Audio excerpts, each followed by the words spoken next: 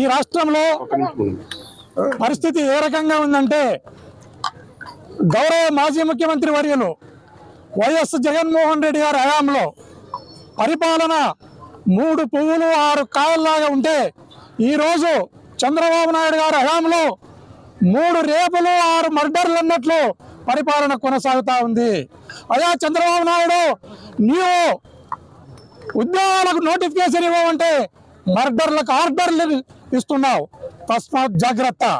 ఈరోజు కుర్వ వీరన్న అనే ఒక అమాయకుడు 6 మంది పిల్లలు కలిగిన ఒక చిన్న ఇలాంటి చిన్న పసికంలో 6 మంది పిల్లలున్న కుర్వ వీరన్నను అతి దారుణంగా నరికి ఆ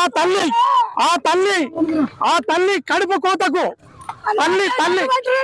కడుపు కోతకు పిల్లల ఏడుపుకు మీరు నాశనం అయిపోతారని ఈ సందర్భంగా తెలియజేస్తున్నాను. దయచేసి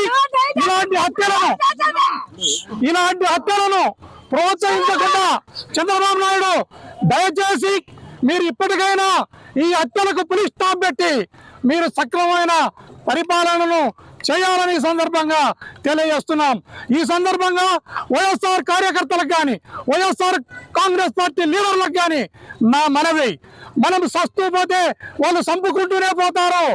మనము అవసరమైతే మన ఆత్మరక్షణ కోసం రాయో రప్పనో కట్టెనో ఏదో ఒకటి మనకు దొరికినది చేతికి దొరికిన దానితో మన ఆత్మరక్షణ కోసం అవతల వాళ్ళని చంపడానికి కూడా మనం సిద్ధపడాల్సిన అవసరం ఎంతైనా ఉందని మన వైఎస్ఆర్ కాంగ్రెస్ పార్టీ లీడర్లకు కానీ కార్యకర్తలకు కానీ ఈ సందర్భంగా తెలియజేస్తున్నాం.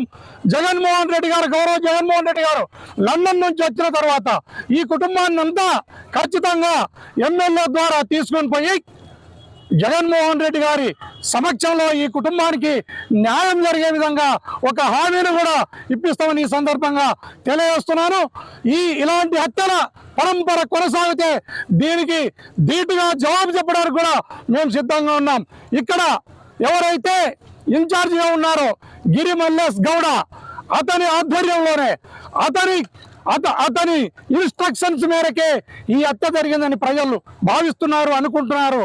అయ్యా, నీకు కూడా ఇన్ఛార్జిగా ఉన్న తండ్రికి కొడుకుకు ఒక హెచ్చరిక, ఇలాంటి మర్డర్లు మరి పునరావృతం అయితే ఖచ్చితంగా కంటికి కన్ను పంటికి పన్ను అన్న నిదానంతో వైఎస్ఆర్ కాంగ్రెస్ పార్టీ కూడా ముందుకు పోతుందని ఈ సందర్భంగా తెలియజేస్తున్నాను.